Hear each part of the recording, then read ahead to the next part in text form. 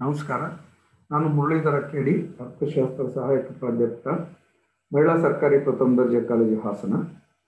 ಇಂದು ನಾವು ಮೈಸೂರು ವಿಶ್ವವಿದ್ಯಾನಿಲಯದ ಅರ್ಥಶಾಸ್ತ್ರ ವಿಷಯದಲ್ಲಿ 3ನೇ ಸೆಮಿಸ್ಟರ್ನ ಸಮಗ್ರ ಅರ್ಥಶಾಸ್ತ್ರ ತತ್ವಗಳು ಎಂಬ ಪಠ್ಯಕ್ರಮದಲ್ಲಿ ಪೂರೈಕೆ ಭಾಗದ ಅರ್ಥಶಾಸ್ತ್ರ, ಸಪ್ಲೈ ಸೈಡ್ ಎಕನಾಮಿಕ್ಸ್ ಅಂದರೆ ಏನು, ಅವರ ವಿಚಾರಧಾರೆಗಳೇನಿದೆ, ಅವರ ವಿಚಾರಧಾರೆಗಳಲ್ಲಿರ್ತಕ್ಕಂಥ ಮಿತಿಗಳೇನು ಎಂಬುದನ್ನು ತಿಳಿದುಕೊಳ್ತಾ ಹೋಗೋಣ. ನಿಮಗೆಲ್ಲ ತಿಳಿದಿರುವ ಹಾಗೆ ಕೇನ್ಸ್ ಮತ್ತು ಅವನ ಬೆಂಬಲಿಗರು ಅತಿ ಪ್ರಸರಣ, ಹಣದುಬ್ಬರ, ಕುಗ್ಗು ಪ್ರಸರಣ, ಜಡದುಬ್ಬರ ಮತ್ತು ನಿರುದ್ಯೋಗದಂತಹ ಸಮಸ್ಯೆಗಳನ್ನು ಎದುರಿಸ್ತಿರುವಾಗ ಆರ್ಥಿಕತೆಗಳು ಹಣ ಸಂಬಂಧಿ ಕ್ರಮಗಳು ಅಥವಾ ವಿತ್ತೀಯ ಕ್ರಮಗಳ ಮೂಲಕ ಬೇಡಿಕೆಯನ್ನ ನಿರ್ವಹಣೆ ಮಾಡಿ ಆರ್ಥಿಕ ಸ್ಥಿಮಿತತೆಯನ್ನು ಕಾಯ್ದುಕೊಳ್ಳಬಹುದು ಎಂಬುದಾಗಿ ಹೇಳಿದರು. ಆದರೆ ಸರಕುಗಳಿಗೆ ಇರುವಂತಹ ಬೇಡಿಕೆ ಮಿತಿಮೀರಿದ ಪ್ರಮಾಣದಲ್ಲಿ ಕುಸಿದಾಗ ಹಣದ ಪೂರೈಕೆಯನ್ನ ಹೆಚ್ಚಿಸಿ ಬೆಲೆಗಳನ್ನ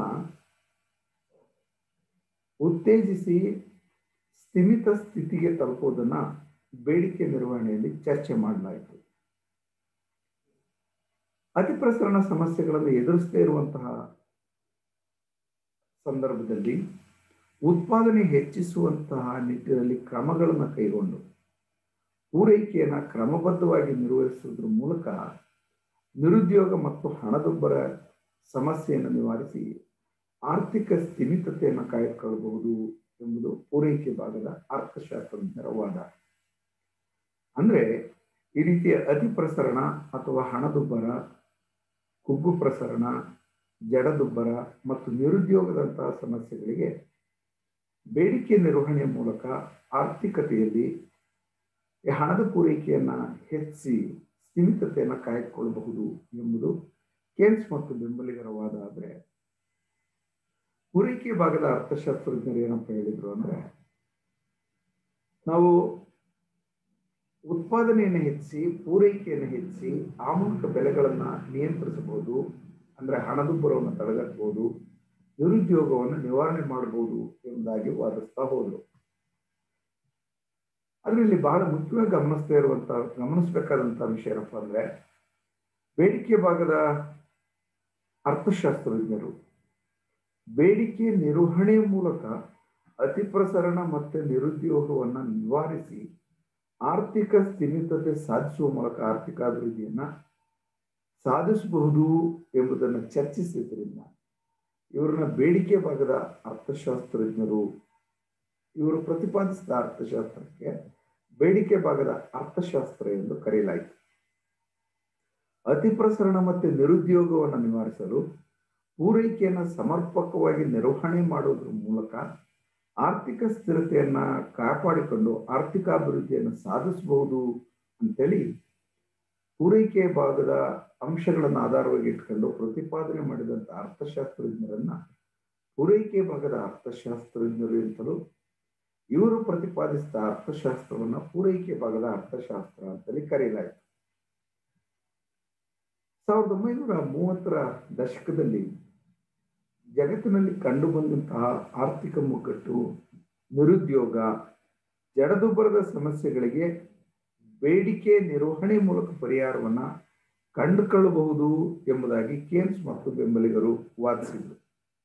ಆದರೆ 1970ರ ದಶಕದಲ್ಲಿ ನಿಧಾನಗತಿಯ ಉತ್ಪಾದನೆಯಿಂದಾಗಿ ಸೃಷ್ಟಿಯಾದಂತಹ ಹೆಚ್ಚಿನ ದರದ ಬೆಲೆ ಏರಿಕೆ ಅಂದ್ರೆ ಜಡದುಬ್ಬರ ಮತ್ತು ಹಾಗೆ ನಿರುದ್ಯೋಗದ ಸಮಸ್ಯೆಗಳಿಗೆ ಬೇಡಿಕೆಯ ನಿರ್ವಹಣೆ ಪರಿಹಾರವನ್ನು ಒದಗಿಸಿಕೊಡದೇ ಇದ್ದಂತಹ ಸಂದರ್ಭದಲ್ಲಿ ನೀಡಿಕೆ ನಿರ್ವಹಣೆಯ ಮೂಲಕ, ಅಂದರೆ ಸರಕುಗಳ ಉತ್ಪಾದನೆಯನ್ನು ಹೆಚ್ಚಿಸಿ ಪೂರೈಕೆಯನ್ನು ಅಧಿಕಗೊಳಿಸಿ ನಿರುದ್ಯೋಗ ಮತ್ತು ಹಣದುಬ್ಬರದ ಸಮಸ್ಯೆಗಳಿಗೆ ಪರಿಹಾರವನ್ನು ಸೂಚಿಸಿದ್ರಿಂದ ಇದು ಪೂರೈಕೆ ಭಾಗದ ಅರ್ಥಶಾಸ್ತ್ರ ಹೆಚ್ಚು ಪ್ರಾಮುಖ್ಯತೆಯನ್ನು ಪಡಿತಾ ಹೋಯಿತು.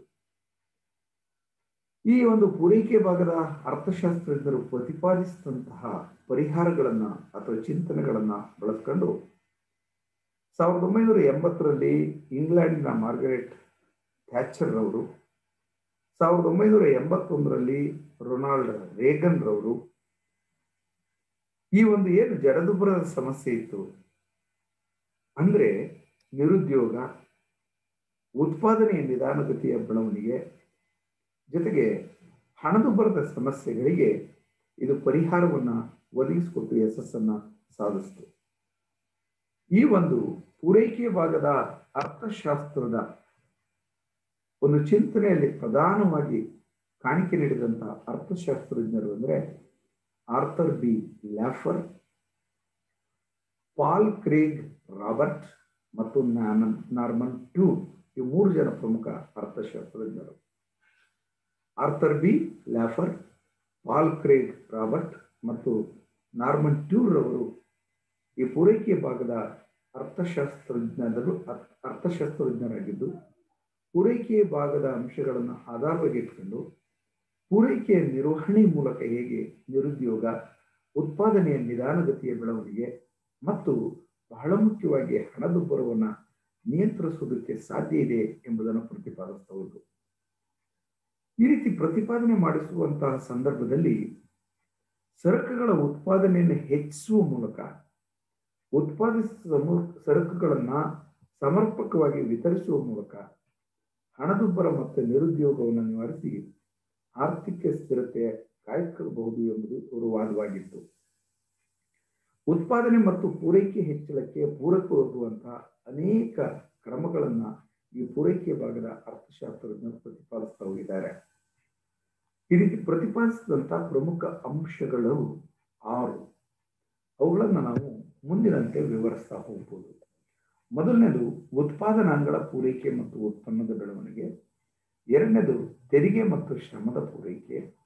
3ನೇದು ತೆರಿಗೆ ಕಡಿತ ಮತ್ತು ಉಳಿತಾಯ ಮತ್ತು ಹೂಡಿಕೆಗೆ ಉತ್ತೇಜನ ನೀಡಿಕೆ, ಸಮಗ್ರ ಪೂರೈಕೆಯಲ್ಲಿ ಹೆಚ್ಚಳ, ತೆರಿಗೆ ವರಮಾನದ ಕುಸಿತ, ಭೂಗತ ಅರ್ಥವ್ಯವಸ್ಥೆ. ಈ 6 ಅಂಶಗಳನ್ನು ಆಧಾರವಾಗಿ ಇಟ್ಕೊಂಡು ಈ ಪೂರೈಕೆ ಭಾಗದ ಅರ್ಥಶಾಸ್ತ್ರಜ್ಞರು ತಮ್ಮ ಚಿಂತನೆಗಳನ್ನ ಚರ್ಚಿಸಿ ಆ ಮೂಲಕ ಈ ಉತ್ಪಾದನೆಯ ನಿಧಾನಗತಿಯ ಬೆಳವಣಿಗೆ, ನಿರುದ್ಯೋಗ ಮತ್ತು ಬೆಲೆ ಏರಿಕೆಯ ಸಮಸ್ಯೆಗಳಿಗೆ ಹೇಗೆ ಪೂರೈಕೆಯ ಮೂಲಕ ಅಥವಾ ಪೂರೈಕೆಯ ನಿರ್ವಹಣೆ ಮೂಲಕ ಪರಿಹಾರವನ್ನು ಒದಗಿಸಿಕೊಡಬಹುದು ಎಂಬುದನ್ನು ಚರ್ಚಿಸಿದ್ದಾರೆ. ಅದರಂತೆ ಮೊದಲನೇದೇನಪ್ಪ ಅಂತಂದ್ರೆ ನಾವೆಲ್ಲರೂ ಕೂಡ ಗೊತ್ತಿರುವ ಹಾಗೆ ಉತ್ಪಾದನಾಂಗಗಳ ಪೂರೈಕೆ ಮತ್ತು ಉತ್ಪನ್ನದ ಬೆಳವಣಿಗೆಯ ಮೂಲಕ ಹೇಗೆ ನಾವು ಈ 3 ಸಮಸ್ಯೆಗಳಿಗೆ ಉತ್ಪಾದನೆಯ ನಿಧಾನಗತಿಯ ಬೆಳವಣಿಗೆ, ನಿರುದ್ಯೋಗ ಮತ್ತು ಬಹಳ ಮುಖ್ಯವಾಗಿ ಹಣದುಬ್ಬರಕ್ಕೆ ಪರಿಹಾರಗಳನ್ನು ಕಂಡುಹಿಡಿಯಬಹುದು ಎಂಬುದನ್ನು ಅವರು ಮುಂದಿನಂತೆ ವಿವರಿಸ್ತಾ ಹೋಗ್ತಾರೆ. ಉತ್ಪಾದನೆಯಲ್ಲಿನ ಹೆಚ್ಚಳವು ಶ್ರಮ ಮತ್ತು ಬಂಡವಾಳದ ಲಭ್ಯತೆ ಮತ್ತು ತಾಂತ್ರಿಕ ಜ್ಞಾನದ ಮಟ್ಟವನ್ನು ಅವಲಂಬಿಸಿರುತ್ತೆ. ಅಂದ್ರೆ ಏಕಾಏಕಿ ಉತ್ಪಾದನೆಯನ್ನ ನಾವು ಹೆಚ್ಚಿಸೋದಕ್ಕೆ ಸಾಧ್ಯ ಆಗಲ್ಲ. ಉತ್ಪಾದನೆಯನ್ನು ಹೆಚ್ಚಿಸ್ಬೇಕಂದ್ರೆ ಬಹಳ ಮುಖ್ಯವಾಗಿ ಏನಪ್ಪಾ ಅಂತಂದ್ರೆ ಉತ್ಪಾದನಾಂಗಗಳು ಲಭ್ಯ ಆಗಬೇಕು. ಯಾವ ಉತ್ಪಾದನಾಂಗಗಳು? ಶ್ರಮ ಇರಬೇಕು, ಬಂಡವಾಳ ದುಡಿಬೇಕು, ಜೊತೆಗೆ ತಾಂತ್ರಿಕ ಜ್ಞಾನ ಯಾವ ರೀತಿ ಇದೆ? ಆಧುನಿಕ ತಾಂತ್ರಿಕ ಜ್ಞಾನ ಇದೆಯಾ, ಹಿಂದುಳಿದ ತಾಂತ್ರಿಕ ಜ್ಞಾನ ಇದೆಯಾ, ಮಧ್ಯಮ ಒಂದು ತಾಂತ್ರಿಕ ಜ್ಞಾನ ಇದೆಯಾ ಅನ್ನೋದು ಮುಖ್ಯ ಆಗುತ್ತೆ. ಯಾವಾಗ ಈ ಶ್ರಮ, ಬಂಡವಾಳ ಮತ್ತು ಉತ್ತಮವಾದಂತಹ ತಾಂತ್ರಿಕ ಜ್ಞಾನ ಲಭ್ಯ ಇರುತ್ತೆ ಆಗ ನಾವು ಸಂಪನ್ಮೂಲಗಳು ಬಳಕೆ ಮಾಡಿಕೊಂಡು ಆ ಮೂಲಕ ಉತ್ಪಾದನೆಯನ್ನು ಹೆಚ್ಚಿಸಿ, ಪೂರೈಕೆಯನ್ನು ಹೆಚ್ಚಿಸಿ ಆ ಮೂಲಕ ಏನ್ ಮಾಡ್ಬೋದು ಅಂತಂದ್ರೆ ಈ ಬೆಲೆಗಳನ್ನು ನಿಯಂತ್ರಣಕ್ಕೆ ತರಬಹುದು, ನಿರುದ್ಯೋಗವನ್ನು ನಿವಾರಿಸಬಹುದು, ಹಣದುಬ್ಬರವನ್ನ ತಡೆಗಟ್ಟಬಹುದು ಎಂಬುದಾಗಿ ವಾದಿಸ್ತಾ ಹೋಗ್ತಾರೆ. ಇದನ್ನ ಒಂದು ರೇಖಾಚಿತ್ರದ ಮೂಲಕ ಅವರು ವಿವರಿಸಿದ್ದಾರೆ. ಅದರಂತೆ OY ಅಕ್ಷದಲ್ಲಿ ಬೆಲೆಯ ಮಟ್ಟವನ್ನು ತೋರಿಸಲಾಗಿದೆ, OX ಅಕ್ಷದಲ್ಲಿ ನೈಜ ಉತ್ಪನ್ನವನ್ನು ತೋರಿಸಲಾಗಿದೆ. AS ಸಮಗ್ರ ಪೂರೈಕೆಯ ರೇಖೆಗಳಾಗಿದೆ. ಅಂದ್ರೆ AS1 AS2 ಸಮಗ್ರ ಪೂರೈಕೆ ರೇಖೆಗಳು, ಅಗ್ರಿಗೇಟ್ ಸಪ್ಲೈ ಕರ್ವ್ಸ್ ಅಂತ ಹೇಳ್ತೀವಿ. AD ಸಮಗ್ರ ಬೇಡಿಕೆ ರೇಖೆ, ಅಗ್ರಿಗೇಟ್ ಡಿಮಾಂಡ್ ಕರ್ವ್ ಅಂತ ಹೇಳ್ತೀವಿ. ಸೊ ಪ್ರಾರಂಭದಲ್ಲಿ ಆರ್ಥಿಕತೆಯಲ್ಲಿ ಸಮಗ್ರ ನೀಡಿಕೆ ಮತ್ತು ಸಮಗ್ರ ಬೇಡಿಕೆಗಳು ಎ ಬಿಂದುವಿನಲ್ಲಿ ಸಮತೋಲನದಲ್ಲಿದೆ. ಆಗ ರಾಷ್ಟ್ರದ ಒಟ್ಟು ಉತ್ಪಾದನೆ OY1 ಅಷ್ಟಿದೆ, ಬೆಲೆ OP1 ನಷ್ಟಿದೆ. ಇದು ಬೆಲೆ ಹೆಚ್ಚಿದೆ, ಉತ್ಪಾದನೆಯ ಪ್ರಮಾಣ OY1 ನಷ್ಟಿರುವಾಗ ನಿರುದ್ಯೋಗ ಇದೆ. ಅಂದ್ರೆ ನಿರುದ್ಯೋಗ ಇರೋದ್ರ ಜೊತೆಗೆ ಬೆಲೆಗಳು ಹೆಚ್ಚಳ ಆಗಿದೆ. ಸೊ ಇಂತಹ ಒಂದು ಸಂದರ್ಭದಲ್ಲಿ ಆರ್ಥಿಕತೆಯಲ್ಲಿ ಉತ್ಪಾದನೆಯನ್ನು ಹೆಚ್ಚಿಸಿದ್ರೆ ನಾವು ಉದ್ಯೋಗಾವಕಾಶಗಳನ್ನು ಹೆಚ್ಚಿಸಬಹುದು, ಉತ್ಪಾದನೆಯನ್ನು ಹೆಚ್ಚಿಸಿ ಬೆಲೆಯನ್ನು ಕಡಿಮೆ ಮಾಡಬಹುದು ಅನ್ನೋದಕ್ಕೆ ಒಂದು ವೇಳೆ ಉತ್ಪಾದನೆಯನ್ನ ಲಭ್ಯವಿರುವಂತಹ ಶ್ರಮ ಮತ್ತು ಬಂಡವಾಳ ಹಾಗೆ ತಾಂತ್ರಿಕ ಜ್ಞಾನವನ್ನ ಬಳಸ್ಕೊಂಡು OY2 ಪ್ರಮಾಣದಲ್ಲಿ ಉತ್ಪಾದನೆಯನ್ನ ಮಾಡಿದ್ರೆ ಆಗ ಸಮಗ್ರ ಪೂರೈಕೆ AS2 ಆಗಿದೆ. ಈ ಉತ್ಪಾದನೆ ಹೆಚ್ಚಿದ್ರಿಂದಾಗಿ ಈ ಸಮಗ್ರ ಬೇಡಿಕೆ ಪ್ರಮಾಣ ಕಡಿಮೆ ಇದೆ, ಅಥವಾ ಸಮಗ್ರ ನೀಡಿಕೆ ಮತ್ತು ಸಮಗ್ರ ಬೇಡಿಕೆಗಳು B ಬಿಂದುವಿನಲ್ಲಿ ಸಮತೋಲನದಲ್ಲಿದೆ. ಈ ಕಾರಣದಿಂದಾಗಿ ಬೆಲೆ OP2ಗೆ ಕಡಿಮೆಯಾಗಿದೆ. ಅಂದ್ರೆ ಬೆಲೆಗಳ ಹೆಚ್ಚಳ ಆಗ್ತಾ ಇದ್ದಿದ್ದು ಕಡಿಮೆಯಾಗಿದೆ. ಇದಕ್ಕೆ ಕಾರಣ ಏನಪ್ಪಾ ಅಂದ್ರೆ ನೈಜ ಉತ್ಪನ್ನ ಅಥವಾ ಒಟ್ಟು ಉತ್ಪನ್ನದ ಪ್ರಮಾಣದ ಅರ್ಥದಲ್ಲಿ OY2 ನಷ್ಟು ಹೆಚ್ಚಿರೋದು. ಹೀಗೆ ಆರ್ಥಿಕತೆಯಲ್ಲಿ ಲಭ್ಯವಿರುವಂತಹ ಸಂಪನ್ಮೂಲಗಳನ್ನು ಬಳಸ್ಕೊಳ್ಳೋದಕ್ಕೆ ಶ್ರಮ ಮತ್ತು ಬಂಡವಾಳ ಹಾಗೆ ತಾಂತ್ರಿಕ ಜ್ಞಾನವನ್ನ ಸಮರ್ಪಕವಾಗಿ ಬಳಸ್ಕೊಂಡು ಆ ಮೂಲಕ ಉತ್ಪಾದನೆಯನ್ನು ಹೆಚ್ಚಿಸಿ ಪೂರೈಕೆಯನ್ನ ಹೆಚ್ಚಿಸೋದಕ್ಕೆ ಸಾಧ್ಯ ಆಗೋದ್ರಿಂದ ಬೆಲೆಗಳು ನಿಯಂತ್ರಣಕ್ಕೆ ಬರುತ್ತೆ. ಉತ್ಪಾದನೆಯನ್ನು ಹೆಚ್ಚಿಸಬೇಕಾದ್ರೆ ಹೆಚ್ಚು ಶ್ರಮಿಕರ ಅಗತ್ಯತೆ ಇರೋದ್ರಿಂದ ನಿರುದ್ಯೋಗಗಳನ್ನ ಅಲ್ಲಿ ಉತ್ಪಾದನೆಯಲ್ಲಿ ಬಳಸ್ಕೊಳ್ತಾ ಹೋಗೋದ್ರಿಂದ ಸಹಜವಾಗಿಯೇ ನಿರುದ್ಯೋಗದ ಪ್ರಮಾಣ ಆರ್ಥಿಕತೆಯಲ್ಲಿ ಕಡಿಮೆ ಆಗುತ್ತೆ. ಹಾಗಾಗಿ ಈ ಉತ್ಪಾದನಾಂಗಗಳ ಪೂರೈಕೆ ಮತ್ತು ಉತ್ಪನ್ನದ ಬೆಳವಣಿಗೆಯ ಮೂಲಕ ಈ ರೀತಿಯ ನಿಧಾನಗತಿಯ ಉತ್ಪನ್ನದ ಬೆಳವಣಿಗೆ, ನಿರುದ್ಯೋಗ ಮತ್ತು ಬಹಳ ಮುಖ್ಯವಾಗಿ ಹಣದುಬ್ಬರವನ್ನ ನಿಯಂತ್ರಿಸಬಹುದು ಎಂಬುದಾಗಿ ವಾದಿಸ್ತಾರೆ. ಎರಡನೇ ಒಂದು ಅಂಶ ತೆರಿಗೆ ಮತ್ತು ಶ್ರಮದ ಪೂರೈಕೆ. ಸೊ ಬಹಳ ಇವರು ಪ್ರತಿಪಾದಿಸಿದಂತ ಅಂಶ ಏನಪ್ಪಾ ಅಂತಂದ್ರೆ ಯಾವಾಗಲೂ ಕೂಡ ಸರ್ಕಾರಗಳು ತೆರಿಗೆಯನ್ನು ವಿಧಿಸುತ್ತೆ, ಆದರೆ ಶ್ರಮದ ಪೂರೈಕೆಯನ್ನು ಹೆಚ್ಚಿಸಲು ನಾವು ತೆರಿಗೆ ದರಗಳು ಒಂದು ವೇಳೆ ಹೆಚ್ಚಿದ್ರೆ ಅದನ್ನ ಕಡಿಮೆ ಮಾಡೋದು ಒಳ್ಳೆಯದು. ಯಾವಾಗ ತೆರಿಗೆ ದರಗಳನ್ನ ಕಡಿಮೆ ಮಾಡ್ತಾ ಹೋಗ್ತೀವಿ ಆಗ ಸಹಜವಾಗಿ ಏನಾಗುತ್ತೆ ಅಂದ್ರೆ ಶ್ರಮಿಕರಿಗೆ ಹೆಚ್ಚಿನ ಆದಾಯ ಉಳಿಯುತ್ತೆ. ಅಂದ್ರೆ ಶ್ರಮಿಕರ ವೇತನದ ಮೇಲೆ ತೆರಿಗೆಯನ್ನು ಹಾಕ್ತಾರೆ, ಆ ತೆರಿಗೆ ದರಗಳನ್ನು ಕಡಿಮೆ ಮಾಡಿದ್ರೆ ಆಗ ಶ್ರಮಿಕರ ಹತ್ರ ಹೆಚ್ಚು ದುಡ್ಡು ಉಳಿಯುತ್ತೆ. ಹೆಚ್ಚು ದುಡ್ಡು ಉಳಿದಾಗ ಅವರು ಹೆಚ್ಚು ಉಳಿತಾಯ ಮಾಡ್ತಾ ಹೋಗ್ತಾರೆ. ಉಳಿತಾಯ ಮಾಡ್ತಾ ಹೋದ್ರೆ ಹೂಡಿಕೆ ಆಗುತ್ತೆ, ಹೂಡಿಕೆ ಹೆಚ್ಚಾಗ್ತಾ ಹೋದ್ರೆ ಉತ್ಪಾದನೆ ಹೆಚ್ಚಾಗ್ತಾ ಹೋಗುತ್ತೆ. ಹಾಗಾಗಿ ತೆರಿಗೆ ಕಡಿತದ ಮೂಲಕ ಶ್ರಮದ ಪೂರೈಕೆಯನ್ನು ಹೆಚ್ಚಿಸಬೇಕು. ಹಾಗಾಗಿ ಆ ಮೂಲಕ ಏನ್ ಮಾಡ್ತಾ ಹೋಗ್ಬೋದು ಅಂದ್ರೆ ಆರ್ಥಿಕತೆಯಲ್ಲಿ ಉತ್ಪಾದನೆಯ ಉದ್ಯೋಗಾವಕಾಶಗಳನ್ನು ಹೆಚ್ಚಿಸಿ ಬೆಲೆ ನಿಯಂತ್ರಿಸಬಹುದು ಅಂತ.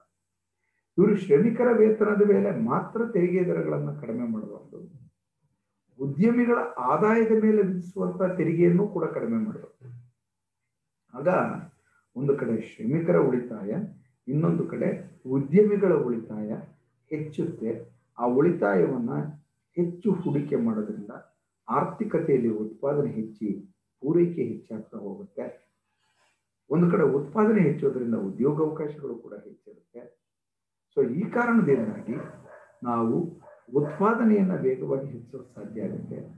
ಪೂರೈಕೆಯನ್ನು ಹೆಚ್ಚಿಸಿ ಬೆಲೆಗಳನ್ನ ನಿಯಂತ್ರಿಸೋದ್ರ ಮೂಲಕ ಹಣದುಬ್ಬರವನ್ನು ತಡೆಯಬಹುದು ಎಂಬುದಾಗಿ ಎರಡನೇ ಒಂದು ಪರಿಹಾರ ಒದಗಿಸಿಕೊಡ್ತಾ ಹೋಗ್ತಾರೆ.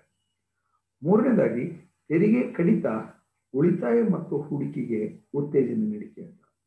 ಅಂದ್ರೆ ಸರ್ಕಾರ ಯಾವಾಗ ತೆರಿಗೆ ದರಗಳನ್ನು ಕಡಿಮೆ ಮಾಡುತ್ತೆ ಆಗ ಉಳಿತಾಯ ಮತ್ತು ಹೂಡಿಕೆಗೆ ಉತ್ತೇಜನ ದೊರೆಯುತ್ತೆ. ಅಂದ್ರೆ ಯಾವ ರೀತಿ ತೆರಿಗೆಯನ್ನ ಜನರ ಆದಾಯದ ಮೇಲೆ ವಿಧಿಸುವಂತ ತೆರಿಗೆ ದರಗಳನ್ನ ಕಡಿಮೆ ಮಾಡಬೇಕು. ಈ ತೆರಿಗೆ ದರಗಳನ್ನ ಕಡಿಮೆ ಮಾಡೋದ್ರಿಂದ ಉಳಿತಾಯ ಹೆಚ್ಚಿ ಹೂಡಿಕೆಗೆ ಹೆಚ್ಚಿನ ಹಣ ದೊರೆಯೋದ್ರಿಂದ ಉತ್ಪಾದನೆ ಹೆಚ್ಚುತ್ತೆ. ಉತ್ಪಾದನೆ ಹೆಚ್ಚಿಸಿದಾಗ ಉದ್ಯೋಗಾವಕಾಶಗಳು ಹೆಚ್ಚುತ್ತೆ. ಜೊತೆಗೆ ಬಹಳ ಮುಖ್ಯವಾಗಿ ಪೂರೈಕೆ ಹೆಚ್ಚಿದ್ರೆ ಬೆಲೆಗಳು ನಿಯಂತ್ರಣಕ್ಕೆ ಬರುತ್ತೆ ಅಂತೇಳಿ. ಹಾಗಾಗಿ ರಾಷ್ಟ್ರದ ಉತ್ಪಾದಕ ಚಟುವಟಿಕೆಗಳನ್ನು ಉತ್ತೇಜಿಸಬೇಕಾದ್ರೆ ಆದಾಯದ ಮೇಲೆ ತೆರಿಗೆಯನ್ನ ಕಡಿಮೆ ಮಾಡಬೇಕು. ಒಂದು ವೇಳೆ ಸರ್ಕಾರ ಆದಾಯದ ಮೇಲೆ ಹೆಚ್ಚು ತೆರಿಗೆಗಳನ್ನ ಹಾಕ್ತಾ ಹೋದ್ರೆ ಆಗ ಉಳಿತಾಯ ಕಡಿಮೆ ಆಗೋದ್ರಿಂದ ಹೂಡಿಕೆಗೆ ಅವಕಾಶ ದೊರೆಯಲ್ಲ. ಹೂಡಿಕೆಗೆ ಅವಕಾಶ ದೊರೆತಿದ್ದಾಗ ಸಹಜವಾಗಿ ಉತ್ಪಾದನೆ ಕುಂಠಿತಗೊಳ್ಳುತ್ತೆ, ಉದ್ಯೋಗಾವಕಾಶಗಳು ಕುಂಠಿತಗೊಳ್ಳುತ್ತೆ, ಪೂರೈಕೆ ಕಡಿಮೆ ಆಗೋದ್ರಿಂದ ಬೆಲೆಗಳು ಹೆಚ್ಚಿ ಹಣದುಬ್ಬರ ಹೆಚ್ಚಾಗ್ತಾ ಹೋಗುತ್ತೆ. ಈ ಕಾರಣದಿಂದಾಗಿ ಸರ್ಕಾರ ಆದಾಯದ ಮೇಲೆ ವಿಧಿಸುವಂತಹ ತೆರಿಗೆಗಳನ್ನು ಕಡಿತ ಮಾಡಬೇಕು. ಈ ರೀತಿ ಕಡಿತ ಮಾಡೋದ್ರ ಮೂಲಕ ಉಳಿತಾಯ ಮತ್ತು ಹೂಡಿಕೆಗೆ ಉತ್ತೇಜನವನ್ನು ನೀಡಿ ಆ ಮೂಲಕ ಉತ್ಪಾದನೆಯನ್ನ, ಉದ್ಯೋಗಾವಕಾಶಗಳನ್ನ, ಹಾಗೆಯೇ ಪೂರೈಕೆಯನ್ನು ಹೆಚ್ಚಿಸಿ ಬೆಲೆಯನ್ನ ನಿಯಂತ್ರಣಕ್ಕೆ ತರಬಹುದು ಅಥವಾ ಹಣದುಬ್ಬರವನ್ನು ನಿಯಂತ್ರಿಸಬಹುದು ಎಂಬುದಾಗಿ ವಾದಿಸ್ತಾ ಹೋಗ್ತಾರೆ. ನಂತರ 4ನೇ ಒಂದು ಅಂಶ ಸಮಗ್ರ ಪೂರೈಕೆಯಲ್ಲಿ ಹೆಚ್ಚಳ ಅಂತ ಹೇಳ್ತೀವಿ. ಇನ್ಕ್ರೀಸ್ ಇನ್ ಅಗ್ರಿಗೇಟ್ ಸಪ್ಲೈ ಅಂತೇಳಿ ಇವರು ಏನಪ್ಪ ಹೇಳ್ತಾರೆ ಅಂದ್ರೆ, ಸರ್ಕಾರ ತೆರಿಗೆಯ ಕಡಿತದ ನೀತಿಯು ಉದ್ಯಮಗಳಿಗೆ ತೆರಿಗೆ ಪಾವತಿಯ ನಂತರ ಉಳಿಯುವಂತಹ ಆದಾಯವನ್ನು ಹೆಚ್ಚಿಸ್ತಾ ಹೋಗುತ್ತೆ. ಅಂದ್ರೆ ತೆರಿಗೆ ಕಡಿಮೆ ಮಾಡಿದ್ರೆ ಏನು ಉದ್ಯಮಿಗಳು ತೆರಿಗೆ ಪಾವತಿ ಮಾಡ್ತಾರೆ, ಆ ಪಾವತಿ ಮಾಡಿದ ನಂತರ ಉಳಿತಕ್ಕಂಥ ಹಣ ಹೆಚ್ಚಾಗತ್ತೆ. ಇದರಿಂದ ಹೆಚ್ಚು ಬಂಡವಾಳ ಹೂಡಿಕೆಗೆ ಅವಕಾಶ ದೊರೆಯೋದ್ರಿಂದ ಹೆಚ್ಚು ಉತ್ಪಾದನಾಂಗಗಳನ್ನು ಬಳಸ್ಕೊಂಡು, ಅಂದ್ರೆ ಶ್ರಮ ಮತ್ತು ಬಂಡವಾಳ ತಾಂತ್ರಿಕ ಜ್ಞಾನವನ್ನು ಬಳಸ್ಕೊಂಡು ಹೆಚ್ಚು ಉತ್ಪಾದನೆ ಮಾಡಿ ಆ ಮೂಲಕ ಈ ಜಡದುಬ್ಬರವನ್ನು ನಿಯಂತ್ರಿಸಬಹುದು ಅಂತ ಹೇಳ್ತಾರೆ. ಇದನ್ನು ಒಂದು ರೇಖಾಚಿತ್ರದ ಮೂಲಕ ವಿವರಿಸ್ತಾ ಹೋಗ್ತಾರೆ. ಅದರಂತೆ OY ಅಕ್ಷದಲ್ಲಿ ಬೆಲೆಯನ್ನ, OX ಅಕ್ಷದಲ್ಲಿ ನೈಜ ಉತ್ಪನ್ನವನ್ನು ಅಥವಾ ಉತ್ಪನ್ನ ಪ್ರಮಾಣವನ್ನು ತೋರಿಸಿದ್ದಾರೆ. ಇಲ್ಲಿ AS ಮತ್ತು AD ಸಮಗ್ರ ಬೇಡಿಕೆ ಮತ್ತು ಸಮಗ್ರ ನೀಡಿಕೆಗಳಾಗಿದೆ. ಈ ಸಮಗ್ರ ನೀಡಿಕೆ ಮತ್ತು ಸಮಗ್ರ ಬೇಡಿಕೆಗಳು ಈ ಬಿಂದುವಿನಲ್ಲಿ ಸ್ಪರ್ಶಿಸ್ತಾ ಇವೆ. ಅಂತಹ ಸಂದರ್ಭದಲ್ಲಿ ಉತ್ಪಾದನೆ OY1 ಅಷ್ಟಿದೆ. ಅಂದ್ರೆ ಸರ್ಕಾರ ತೆರಿಗೆ ದರವನ್ನು ಕಡಿಮೆ ಮಾಡಿದ್ರಿಂದ ಹೂಡಿಕೆ ಹೆಚ್ಚುತ್ತೆ. ಹೂಡಿಕೆ ಹೆಚ್ಚಿದಾಗ ಏನಾಗುತ್ತೆ ಅಂದ್ರೆ ಉತ್ಪನ್ನದ ಪ್ರಮಾಣ OY1 ನಿಂದ OY2ಗೆ ಹೆಚ್ಚುತ್ತೆ, ಅಥವಾ ಸಮಗ್ರ ಪೂರೈಕೆ AS1 ನಿಂದ AS2ಗೆ ಹೆಚ್ಚುತ್ತೆ. ಆಗ ಸಮಗ್ರ ಬೇಡಿಕೆ ಮತ್ತು AS2 ಸಮಗ್ರ ಪೂರೈಕೆಗಳು E1 ಬಿಂದುವಿನಲ್ಲಿ ಸಮತೋಲನದಲ್ಲಿ ಇದೆ. ಇದರಿಂದ ನೈಜ ಉತ್ಪನ್ನ ಹೆಚ್ಚಿದೆ, ಜೊತೆಗೆ ಬೆಲೆ ಈ Y1 ಈನಷ್ಟು ಇದ್ದಿದ್ದು ಈಗ Y2 E1ಗೆ ಕಡಿಮೆ ಆಗಿದೆ. ಹೀಗೆ ಉತ್ಪಾದನೆ ಹೆಚ್ಚಿ ಬೆಲೆಗಳು ನಿಯಂತ್ರಣಕ್ಕೆ ಬರುತ್ತೆ, ಹಣದುಬ್ಬರ ನಿವಾರಣೆ ಆಗ್ತಾ ಹೋಗುತ್ತೆ. ಉತ್ಪಾದನೆ ಹೆಚ್ಚಿದಂತೆ ಉದ್ಯೋಗ ಅವಕಾಶಗಳು ಹೆಚ್ಚೋದ್ರಿಂದ ನಿರುದ್ಯೋಗದ ಪ್ರಮಾಣ ಕಡಿಮೆ ಆಗ್ತಾ ಹೋಗುತ್ತೆ ಅಂತ. ಹೀಗಾಗಿ ಸರ್ಕಾರ ತೆರಿಗೆಯನ್ನ ಕಡಿಮೆ ಮಾಡೋದ್ರಿಂದ ಉದ್ಯಮಿಗಳಿಗೆ ತೆರಿಗೆ ಪಾವತಿಯ ನಂತರ ಉಳಿತಕ್ಕಂಥ ಹಣ ಹೆಚ್ಚಿ ಆರ್ಥಿಕ ಚಟುವಟಿಕೆಗಳಿಗೆ ಪ್ರೋತ್ಸಾಹ ಅಥವಾ ಉತ್ತೇಜನ ದೊರೆಯುವುದರ ಮೂಲಕ ಆರ್ಥಿಕತೆಯಲ್ಲಿ ಸೀಮಿತತೆಯನ್ನ ಕಾಯ್ಕೊಳ್ಳೋದಕ್ಕೆ ಸಾಧ್ಯ ಇರುತ್ತೆ ಎಂಬುದಾಗಿ ನಾವು ಹೇಳ್ತಾ, ನಂತರ 5ನೇ ಒಂದು ಪ್ರಮುಖವಾದಂತಹ ಚಿಂತನೆ ಅಂತಂದ್ರೆ ತೆರಿಗೆ ವರಮಾನದ ಕುಸಿತ. ಅಂದ್ರೆ ಸರ್ಕಾರ ಸೀಮಾಂತ ಅಥವಾ ಹೆಚ್ಚುವರಿಯಾಗಿ ತೆರಿಗೆ ದರಗಳನ್ನ ವಿಧಿಸ್ತಾ ಹೋದ್ರೆ ಸರ್ಕಾರಕ್ಕೆ ವರಮಾನ ಹೆಚ್ಚುತ್ತೆ, ಜೊತೆಗೆ ಸಮಗ್ರ ಪೂರೈಕೆಯನ್ನು ಹೆಚ್ಚಿಸಿ ಅತಿ ಪ್ರಸರಣ ಮತ್ತು ನಿರುದ್ಯೋಗವನ್ನ ನಾವು ಕಡಿಮೆ ಮಾಡಬಹುದು ಅಂತೇಳಿ ಹೇಳಿದ್ದಾರೆ. ಆದರೆ 1970-80ರ ದಶಕದಲ್ಲಿ ಅಮೆರಿಕದಲ್ಲಿ ನಿಧಾನಗತಿಯ ಉತ್ಪಾದನೆ ಹೆಚ್ಚಳ, ತೀವ್ರಗತಿಯ ಬೆಲೆಗಳ ಏರಿಕೆ ಸಮಸ್ಯೆ ಜೊತೆಗೆ ಬೃಹತ್ ಪ್ರಮಾಣದ ಮುಂಗಡ ಪತ್ರದ ಕೊರತೆ ಸಮಸ್ಯೆ ಅನುಭವಿಸಬೇಕಾಗುತ್ತೆ. ಅಂತಹ ಸಂದರ್ಭದಲ್ಲಿ ತೆರಿಗೆ ಕಡಿಮೆ ಮಾಡಿ ತೆರಿಗೆ ವರಮಾನ ಹೆಚ್ಚಿಸಲು ಸಾಧ್ಯ ಇದೆ ಎಂಬುದನ್ನು ವಾದಿಸೋದ್ರ ಮೂಲಕ ಮುಂಗಡ ಪತ್ರದ ಕೊರತೆ ನಿವಾರಿಸಬಹುದು ಅಂತೇಳಿ ಹೇಳ್ತಾರೆ. ಅಂದ್ರೆ ಇಲ್ಲಿ ಬಹಳ ಮುಖ್ಯವಾಗಿ ಏನಪ್ಪಾ ಅಂತಂದ್ರೆ, ತೆರಿಗೆ ದರ ಕಡಿಮೆ ಮಾಡೋದ್ರಿಂದ ವರಮಾನ ಹೆಚ್ಚಿಸಲು ಹೇಗೆ ಸಾಧ್ಯ ಎಂಬುದನ್ನ ಆರ್ಥರ್ ಲ್ಯಾಫರ್ ಅವರು ವಿವರಿಸ್ತಾ ಹೋಗ್ತಾರೆ. ಇವರು ತೆರಿಗೆ ದರಗಳನ್ನು ಒಂದು ಹಂತದವರೆಗೆ ಮಾತ್ರ ಹೆಚ್ಚಿಸಬೇಕು, ಆ ನಂತರದ ಅವಧಿಯಲ್ಲಿ ಅಥವಾ ಆ ನಿರ್ದಿಷ್ಟ ಹಂತ ತಲುಪಿದ ನಂತರ ತೆರಿಗೆ ದರಗಳನ್ನು ಹೆಚ್ಚಿದ್ರೆ ತೆರಿಗೆ ಆದಾಯ ಹೆಚ್ಚೋದ್ರ ಬದಲು ಕಡಿಮೆ ಆಗ್ತಾ ಹೋಗುತ್ತೆ ಅಂತ ಹೇಳ್ತಾರೆ. ಅಂದ್ರೆ ಸೀಮಾಂತ ಅಥವಾ ಹೆಚ್ಚುವರಿಯಾಗಿ ಏನು ತೆರಿಗೆ ದರಗಳನ್ನ ವಿಧಿಸ್ತಾರೆ ಅದನ್ನ ಕಡಿಮೆ ಮಾಡಬೇಕು. ಆ ಕಡಿಮೆ ಮಾಡಿ ಸರ್ಕಾರಕ್ಕೆ ತೆರಿಗೆ ಮೂಲಕ ದೊರೆಯುವ ವರಮಾನ ಹೆಚ್ಚೋದಕ್ಕೆ ಸಾಧ್ಯ ಇದೆ. ಆ ಮೂಲಕ ಏನ್ ಮಾಡ್ಬೋದು, ಉತ್ಪಾದನೆ ಹೆಚ್ಚಿಸಿ ನಿರುದ್ಯೋಗ ನಿವಾರಿಸೋದಕ್ಕೆ ಮತ್ತು ಪೂರೈಕೆಯನ್ನು ಹೆಚ್ಚಿಸೋದ್ರ ಮೂಲಕ ಈ ಹಣದುಬ್ಬರವನ್ನ, ನಿರುದ್ಯೋಗದ ಸಮಸ್ಯೆಯನ್ನ ನಿವಾರಿಸಬಹುದು ಎಂಬುದಾಗಿ ವಾದಿಸ್ತಾ ಹೋದರು. ಹೀಗೆ ಲ್ಯಾಫರ್ ಅವರು ತೆರಿಗೆ ದರ ಮತ್ತು ತೆರಿಗೆ ಆದಾಯದ ನಡುವಿನ ಸಂಬಂಧವನ್ನು ತೋರಿಸಿದ ರೇಖೆಯನ್ನ ಲ್ಯಾಫರ್ ರೇಖೆ ಎಂದು ಕರೆಯಲಾಯಿತು. ಲ್ಯಾಫರ್ ರೇಖೆ ಅಂದ್ರೆ ಏನಪ್ಪಾ ಅಂದ್ರೆ ತೆರಿಗೆ ದರ ಮತ್ತು ತೆರಿಗೆ ಆದಾಯದ ನಡುವಿನ ಸಂಬಂಧವನ್ನ ಲ್ಯಾಫರ್ ಅವರು ಒಂದು ರೇಖೆಯ ಮೂಲಕ ತೋರಿಸಿದ್ರಿಂದ ಅದನ್ನ ಲ್ಯಾಫರ್ ರೇಖೆ ಅಂತೇಳಿ ಕರೆಯಲಾಯಿತು. ಸೊ ಈ ಲ್ಯಾಫರ್ ರೇಖೆಯಲ್ಲಿ ಏನ್ ಹೇಳ್ತಾರೆ ಅಂದ್ರೆ ತೆರಿಗೆ ದರಗಳನ್ನ ಒಂದು ನಿರ್ದಿಷ್ಟ ಹಂತದವರೆಗೆ ಹೆಚ್ಚಿಸ್ತಾ ಹೋಗೋದ್ರಿಂದ ಆದಾಯ ಹೆಚ್ಚುತ್ತೆ. ಒಂದು ವೇಳೆ ತೆರಿಗೆ ದರಗಳನ್ನು ಒಂದು ನಿರ್ದಿಷ್ಟ ಹಂತದ ನಂತರವೂ ಹೆಚ್ಚಿಸ್ಬಿಟ್ರೆ ಆದಾಯ ಹೆಚ್ಚೋದ್ರ ಬದಲು ಆದಾಯ ಕಡಿಮೆ ಆಗ್ತಾ ಹೋಗುತ್ತೆ ಎಂಬುದನ್ನ ಈ ಲ್ಯಾಫರ್ ರೇಖೆಯಲ್ಲಿ ವಿವರಿಸ್ತಾ ಹೋಗ್ತಾರೆ. ಹಾಗಾಗಿ ಲ್ಯಾಫರ್ ರೇಖೆ ಅಂದ್ರೆ ಏನು ಅಂದ್ರೆ ತೆರಿಗೆ ದರ ಮತ್ತು ತೆರಿಗೆ ಆದಾಯದ ನಡುವಿನ ಸಂಬಂಧವನ್ನ ಒಂದು ರೇಖೆಯ ಮೂಲಕ ಲ್ಯಾಫರ್ ಅವರು ಸೂಚಿಸಿದ್ರಿಂದ ಅಥವಾ ವಿವರಿಸಿದ್ರಿಂದ ಅದನ್ನ ಲ್ಯಾಫರ್ ರೇಖೆ ಅಂತೇಳಿ ಕರೆಯಲಾಗಿದೆ. ಸೊ ಲ್ಯಾಫರ್ ರೇಖೆಯ ಒಂದು ರೇಖಾಚಿತ್ರದ ಮೂಲಕ ವಿವರಿಸಬಹುದಾಗಿದೆ. ಸೊ ಅದರಲ್ಲಿ OY ಅಕ್ಷದಲ್ಲಿ ತೆರಿಗೆ ವರಮಾನವನ್ನ, OX ಅಕ್ಷದಲ್ಲಿ ತೆರಿಗೆ ದರವನ್ನ ಸೂಚಿಸಲಾಗಿದೆ. ಹಾಗೆಯೇ ಈ ಲ್ಯಾಫರ್ ರೇಖೆ OC ರೇಖೆ ಏನಿದೆ ಇದನ್ನ ಲ್ಯಾಫರ್ ರೇಖೆ ಅಂತೇಳಿ ಕರಿತೀವಿ. ಮೊದಲಿಗೆ ಸರ್ಕಾರ ರೇಖಾಚಿತ್ರದಲ್ಲಿ ತೋರಿಸಿರುವ ಹಾಗೆ ತೆರಿಗೆ ದರಗಳನ್ನು ಹೆಚ್ಚಿಸ್ತಾ ಹೋದಂತೆ OA ಹಂತದವರೆಗೆ ಅಂದ್ರೆ AB ಎತ್ತರದವರೆಗೆ ತೆರಿಗೆಯ ವರಮಾನ ನೋಡಿ ಹೆಚ್ಚುತ್ತಾ ಇದೆ, ಮೇಲ್ಮುಖವಾಗಿ ಚಲಿಸ್ತಾ ಇದೆ. OB ಹಂತದಲ್ಲಿ ಇದು ಗರಿಷ್ಠ ಮಟ್ಟವನ್ನ ತಲುಪಿದೆ, ಅಥವಾ AB ಇದು ಗರಿಷ್ಠ ಅಂತ ಅಥವಾ ತುತ್ತುದಿಯ ಅಂತ. ಒಂದು ವೇಳೆ ತೆರಿಗೆ ದರಗಳನ್ನ A ಇಂದ C ಕಡೆಗೆ ಹೆಚ್ಚಿಸ್ತಾ ಹೋದಂತೆ ತೆರಿಗೆಯ ಆದಾಯ B ಇಂದ C ಕಡೆಗೆ ಇಳಿಮುಖವಾಗ್ತಾ ಇರೋದನ್ನ ತೋರಿಸ್ತಾ ಹೋಗುತ್ತೆ. ಹೀಗೆ ತೆರಿಗೆ ದರಗಳನ್ನ ಒಂದು ನಿರ್ದಿಷ್ಟ ಮೊತ್ತದವರೆಗೆ ಹೆಚ್ಚಿಸೋದ್ರಿಂದ ತೆರಿಗೆ ಆದಾಯ ಹೆಚ್ಚುತ್ತಾ ಹೋಗುತ್ತೆ. ಒಂದು ವೇಳೆ ತೆರಿಗೆ ದರ ಮೀರಿ ಏನಾದ್ರು ಹೆಚ್ಚಾಗಿ ಹೋಗ್ಬಿಟ್ರೆ, ಆ ನಿರ್ದಿಷ್ಟ ಹಂತವನ್ನ ದಾಟಿ ಹೆಚ್ಚಿಸ್ಬಿಟ್ರೆ ಆದಾಯ ಹೆಚ್ಚೋದ್ರ ಬದಲು ಕಡಿಮೆ ಆಗುತ್ತೆ ಅನ್ನೋದನ್ನ ಈ ಲ್ಯಾಫರ್ ರೇಖೆಯ ಮೂಲಕ ಸೂಚಿಸಿದ್ರಿಂದ ಇದು ಆರ್ಥರ್ ಲ್ಯಾಫರ್ ಅವರ ಹೆಸರಿನಿಂದಲೇ ಪ್ರಸಿದ್ಧಿಯನ್ನ ಪಡಿತಾ ಹೋಗುತ್ತೆ. ಅದನ್ನೇ ನಾವು ಲ್ಯಾಫರ್ ರೇಖೆ ಅಂತ ಹೇಳ್ತೀವಿ. ಹಾಗಾಗಿ ಸರ್ಕಾರಗಳು ತೆರಿಗೆಯನ್ನು ವಿಧಿಸಬೇಕಾದ್ರೆ ಒಂದು ನಿರ್ದಿಷ್ಟ ಮೊತ್ತದವರೆಗೆ ಅಥವಾ ತೆರಿಗೆ ಆದಾಯ ಹೆಚ್ಚುವ ಹಾಗೆ ತೆರಿಗೆ ದರಗಳನ್ನು ನಿಗದಿಪಡಿಸಿ ಆ ಮೂಲಕ ಆದಾಯವನ್ನು ಹೆಚ್ಚಿಸಿಕೊಂಡು ಹೂಡಿಕೆಯನ್ನು ಹೆಚ್ಚಿಸಿ, ಉತ್ಪಾದನೆಯನ್ನು ಹೆಚ್ಚಿಸಿ, ನಿರುದ್ಯೋಗವನ್ನು ನಿವಾರಿಸಿ ಬೆಲೆಗಳ ಏರಿಕೆಯನ್ನ ತಡೆಯಬಹುದು ಎಂಬುದಾಗಿ ವಾದಿಸ್ತಾ ಹೋಗ್ತಾರೆ. ಆರನೆಯ ಒಂದು ಅಂಶ ಅಥವಾ ಕೊನೆಯ ಒಂದು ಅಂಶ ಭೂಗತ ಅರ್ಥವ್ಯವಸ್ಥೆ ಅಂತ ಹೇಳ್ತೀವಿ, ಅಂಡರ್ವರ್ಲ್ಡ್ ಎಕನಾಮಿಕ್ ಸಿಸ್ಟಮ್ ಅಂತ.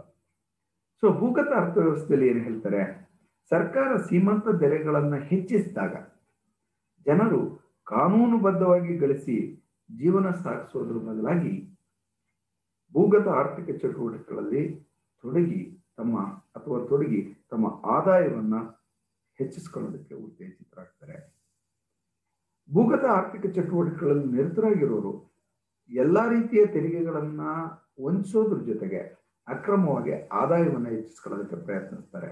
ಇದರಿಂದಾಗಿ ಸರ್ಕಾರಕ್ಕೆ ಸರಿಯಾಗಿ ಆದಾಯ ಬರಲ್ಲ, ಸರ್ಕಾರದ ಲೆಕ್ಕಾಚಾರಗಳು ತಲಕಣಕ್ಕಾಗ್ತಾ ಹೋಗುತ್ತೆ. ಜೊತೆಗೆ ಸಮಾನಾಂತರ ಆರ್ಥಿಕತೆ ಅಂದ್ರೆ ಕಪ್ಪು ಹಣದ ಸೃಷ್ಟಿಗೆ ಅವಕಾಶ ಆಗುತ್ತೆ. ಸೊ ಸಮಾನಾಂತರ ಆರ್ಥಿಕತೆ ಅಂದ್ರೆ ಒಂದು ಆರ್ಥಿಕತೆಯ ಒಳಗಡೆ ಕಾನೂನುಬದ್ಧ ಹಣ ಮತ್ತೆ ಕಾನೂನುಬದ್ಧವಲ್ಲದ ಹಣ ಎರಡೂ ಕೂಡ ಚಲಾವಣೆಯಲ್ಲಿ ಅಥವಾ ಆರ್ಥಿಕ ಚಟುವಟಿಕೆಗಳಲ್ಲಿ ಸಮಾನವಾಗಿ ಭಾಗವಹಿಸ್ತಾ ಹೋಗುತ್ತೆ. ಹಾಗಾಗಿ ಇದನ್ನ ಸಮಾನಾಂತರ ಅರ್ಥವ್ಯವಸ್ಥೆ ಅಥವಾ ಪರ್ಯಾಯ ಅರ್ಥವ್ಯವಸ್ಥೆ ಎಂಬುದಾಗಿ ಕರೀತಾ ಹೋಗ್ತೀವಿ. ಈ ರೀತಿ ಸಮಾಜ ಬಾಹಿರ ಚಟುವಟಿಕೆಗಳ ಮೂಲಕ ಜನರು ಆದಾಯ ಗಳಿಸೋದಕ್ಕೆ ಮುಂದಾಗೋದನ್ನ ತಡಿಬೇಕು ಅಂತಂದ್ರೆ ಸೀಮಾಂತ ದರಗಳನ್ನ ಸಾಧ್ಯವಾದಷ್ಟು ನಿಯಂತ್ರಣದಲ್ಲಿ ಇಡಬೇಕು. ಅಂದ್ರೆ ಜನ ತೆರಿಗೆಯನ್ನು ತಪ್ಪಿಸ್ಕೊಂಡು ಅಕ್ರಮವಾಗಿ ಅಥವಾ ಕಾನೂನು ಬಾಹಿರವಾಗಿ ಆದಾಯವನ್ನು ಗಳಿಸೋದಕ್ಕೆ ಅವಕಾಶಗಳನ್ನ ಮಾಡಿಕೊಡದ ರೀತಿಯಲ್ಲಿ ತೆರಿಗೆಗಳನ್ನ ಸಾಧ್ಯವಾದಷ್ಟು ಕೂಡ ಹೆಚ್ಚುವರಿಗೆ ವಿಧಿಸಬೇಕಾದ್ರೆ ಕೆಲವು ಮುಂದೆ ಆಗುವಂತಹ ಭವಿಷ್ಯದ ಪರಿಣಾಮಗಳನ್ನ ಪರಿಗಣನೆಗೆ ತೆಗೆದುಕೊಳ್ಬೇಕಾಗತ್ತೆ ಎಂಬುದಾಗಿ ಹೇಳ್ತಾ ಹೋಗ್ತಾರೆ. ಸೊ ಹೀಗೆ ಈ 6 ಅಂಶಗಳ ಮೂಲಕ ಅವರು ತಮ್ಮ ಸಿದ್ಧಾಂತವನ್ನ ವ್ಯಕ್ತಪಡಿಸುವಂತಹ ಸಂದರ್ಭದಲ್ಲಿ ಈ ನಿರುದ್ಯೋಗ, ನಿಧಾನಗತಿಯ ಉತ್ಪಾದನೆ, ಹಾಗೇನೆ ಹಣದುಬ್ಬರದ ಸಮಸ್ಯೆಯನ್ನು ನಿವಾರಿಸಬೇಕಾದ್ರೆ ಈ ಪೂರೈಕೆ ಭಾಗದ ಅರ್ಥಶಾಸ್ತ್ರಜ್ಞರು ಏನಪ್ಪ ಪ್ರತಿಪಾದನೆ ಮಾಡಿದ್ರು ಅಂದ್ರೆ, ಸರ್ಕಾರ ಯಾವಾಗಲೂ ಕೂಡ ಈ ತೆರಿಗೆಯ ಮೂಲಕ ಗಳಿಸುವಂತಹ ಆದಾಯ ಹೆಚ್ಚು ಬರಬೇಕಂತಲ್ಲ, ಅಂದ್ರೆ ತೆರಿಗೆ ದರಗಳನ್ನು ಒಂದು ನಿರ್ದಿಷ್ಟ ಪ್ರಮಾಣದಲ್ಲಿ ವಿಧಿಸಬೇಕು. ಜೊತೆಗೆ ಬಹಳ ಮುಖ್ಯವಾಗಿ ಏನಂತಂದ್ರೆ ಉತ್ಪಾದನೆಯನ್ನ ಹೆಚ್ಚಿಸಬೇಕು ಅಂತಂದಾಗ ಆರ್ಥಿಕತೆಯಲ್ಲಿ ಶ್ರಮ, ಬಂಡವಾಳ ಮತ್ತು ತಾಂತ್ರಿಕ ಜ್ಞಾನ ಸಮರ್ಪಕವಾಗಿ ಲಭ್ಯ ಇದೆಯಾ ಅಂತೇಳಿ ಪರಿಗಣನೆಗೆ ತೆಗೆದುಕೊಳ್ಬೇಕು. ಒಂದು ವೇಳೆ ಶ್ರಮ, ಬಂಡವಾಳ ಮತ್ತು ತಂತ್ರಜ್ಞಾನದ ಗುಣಮಟ್ಟವನ್ನ ಹೆಚ್ಚಿಸಿ ಉತ್ಪಾದನೆಯನ್ನ ಹೆಚ್ಚಿಸ್ತಾ ಹೋಗ್ಬೇಕು. ಜೊತೆಗೆ ತೆರಿಗೆ ದರಗಳನ್ನು ಸಾಧ್ಯವಾದಷ್ಟು ನಿಯಂತ್ರಣದಲ್ಲಿರಬೇಕು. ಈ ಭೂಗತ ಚಟುವಟಿಕೆಗಳು ಅಥವಾ ಈ ಏನು ಕಪ್ಪು ಹಣ ಸೃಷ್ಟಿ ಇರುತ್ತೆ ಅದನ್ನು ತಡೆಗಟ್ಟಬೇಕು. ಈ ರೀತಿ ತಡೆಗಟ್ತಾ ಹೋದ್ರೆ ಜನರು ಆರ್ಥಿಕ ಚಟುವಟಿಕೆಗಳಲ್ಲಿ ಭಾಗವಹಿಸ್ತಾ ಹೋಗ್ತಾರೆ. ಹಾಗೆ ಕಾರ್ಮಿಕರು ಮತ್ತೆ ಉದ್ಯಮಿಗಳ ಮೇಲೆ ವಿಧಿಸುವಂತಹ ತೆರಿಗೆಗಳನ್ನು ಕಡಿಮೆ ಮಾಡಬೇಕು. ಅದು ಮಿತಿಮೀರದ ಹಾಗೆ ನೋಡ್ಕೊಳ್ತಾ ಹೋಗ್ಬೇಕು. ಅವರ ಉಳಿತಾಯ ಮತ್ತು ಆದಾಯ ಹೆಚ್ಚುವ ಹಾಗೆ ನೋಡ್ಕೊಂಡು ಆ ಮೂಲಕ ಹೂಡಿಕೆಯನ್ನು ಹೆಚ್ಚೋದಕ್ಕೆ ಕ್ರಮಗಳಾಗಬೇಕು. ಆಗ ಆರ್ಥಿಕತೆಯಲ್ಲಿ ಈ ರೀತಿ ಉತ್ಪಾದನೆ ಹೆಚ್ಚಿ, ಪೂರೈಕೆ ಹೆಚ್ಚಿ, ಬೆಲೆಗಳ ನಿಯಂತ್ರಣಕ್ಕೆ ಬರುತ್ತೆ, ಉದ್ಯೋಗಾವಕಾಶಗಳು ಹೆಚ್ಚಾಗುತ್ತೆ ಎಂಬುದಾಗಿ ತಮ್ಮ ಚಿಂತನೆಯನ್ನು ವ್ಯಕ್ತಪಡಿಸಿ 1970ರ ದಶಕದಲ್ಲಿ ಕಂಡು ಬಂದಂತಹ ಜಡದುಬ್ಬರದ ಸಮಸ್ಯೆಗಳಿಗೆ ಇದು ಪರಿಹಾರವನ್ನು ಒದಗಿಸಿಕೊಡುತ್ತೆ. ಹಾಗಾಗಿ ಇಂದಿಗೂ ಕೂಡ ಇದು ಪೂರೈಕೆ ಭಾಗದ ಅರ್ಥಶಾಸ್ತ್ರ ಎಂಬುದಾಗಿ ಪ್ರಖ್ಯಾತಿಯನ್ನ ಪಡೆದಿದೆ ಎಂಬುದಾಗಿ ಹೇಳ್ತೀವಿ. ಈ ರೀತಿಯ ಈ ಜಡದುಬ್ಬರಕ್ಕೆ ಪರಿಹಾರವನ್ನು ಒದಗಿಸಿಕೊಟ್ಟಂತಹ ಪೂರೈಕೆ ಭಾಗದ ಅರ್ಥಶಾಸ್ತ್ರಜ್ಞರ ಚಿಂತನೆಗಳನ್ನ ಕೆಲವು ಅರ್ಥಶಾಸ್ತ್ರಜ್ಞರು ಮುಂದಿನ ಅಂಶಗಳ ಆಧಾರದ ಮೇಲೆ ಟೀಕೆಯನ್ನ ಮಾಡ್ತಾ ಹೋಗ್ತಾರೆ. ಅದರಲ್ಲಿ ತೆರಿಗೆಯ ಕಡಿತ ಉದ್ಯೋಗ ಹೆಚ್ಚಳದ ಪ್ರಯತ್ನವನ್ನ ಹೆಚ್ಚಿಸೋದಿಲ್ಲ ಅಂತ. ಅಂದ್ರೆ ಪೂರೈಕೆ ಭಾಗದ ಅರ್ಥಶಾಸ್ತ್ರಜ್ಞರು ತೆರಿಗೆ ದರಗಳನ್ನು ಕಡಿಮೆ ಮಾಡೋದ್ರಿಂದ ಉದ್ಯೋಗಾವಕಾಶಗಳು ಹೆಚ್ಚುತ್ತೆ, ಅಂದ್ರೆ ಉಳಿತಾಯ ಹೆಚ್ಚು, ಹೂಡಿಕೆ ಹೆಚ್ಚುತ್ತೆ ಅಂತ ಹೇಳ್ತಾರೆ. ಯಾವಾಗ ತೆರಿಗೆ ದರಗಳನ್ನ ಕಡಿಮೆ ಮಾಡ್ತಾರೆ ಆಗ ಶ್ರಮಿಕರ ಆದಾಯ ಹೆಚ್ಚಾದ್ರೆ ಅಂತಹ ಸಂದರ್ಭದಲ್ಲಿ ಅವರು ಹೆಚ್ಚು ದುಡಿಯೋದ್ರ ಬದಲು ಹೆಚ್ಚು ವಿಶ್ರಾಂತಿಯನ್ನ ಪಡಿಬಹುದು. ಯಾವಾಗ ವಿಶ್ರಾಂತಿಯನ್ನ ಪಡಿತಾರೆ ಆಗ ಆದಾಯ ಹೆಚ್ಚೋದಕ್ಕೆ ಸಾಧ್ಯ ಆಗಲ್ಲ. ಇದರಿಂದಾಗಿ ತೆರಿಗೆ ದರಗಳನ್ನ ಹೆಚ್ಚಿಸಿದ ಕಡಿಮೆ ಮಾಡಿದ ಮಾತ್ರಕ್ಕೆ ಉದ್ಯೋಗಾವಕಾಶಗಳು ಹೆಚ್ಚುತ್ತೆ ಅಂತ ಹೇಳಕ್ ಸಾಧ್ಯ ಇಲ್ಲ. ಬದಲಾಗಿ ಯಾವಾಗ ತೆರಿಗೆ ದರಗಳು ಕಡಿಮೆ ಆಗುತ್ತೆ ಆಗ ಕಾರ್ಮಿಕರ, ಶ್ರೀಮಂತರ ಆದಾಯ ಹೆಚ್ಚಾದಾಗ ಅವರು ತಮ್ಮ ದುಡಿಮೆಯನ್ನ ಕಡಿಮೆ ಮಾಡಬಹುದು, ಅಥವಾ ಕಾರ್ಮಿಕರು ಶ್ರಮವನ್ನ ಹೆಚ್ಚು ವಹಿಸಿ ದುಡಿಯೋದ್ರ ಬದಲು ಅವರು ವಿಶ್ರಾಂತಿಯನ್ನ ಪಡಿಬಹುದು.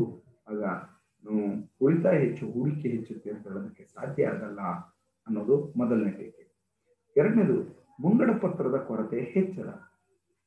ಒಂದು ವೇಳೆ ಏನಾದ್ರೂ ಸರ್ಕಾರ ತೆರಿಗೆ ದರಗಳನ್ನ ಕಡಿಮೆ ಮಾಡಿದ್ರೆ ಸರ್ಕಾರಕ್ಕೆ ಬರುವಂತಹ ಆದಾಯ ಕಡಿಮೆ ಆಗ್ತಾ ಹೋಗುತ್ತೆ.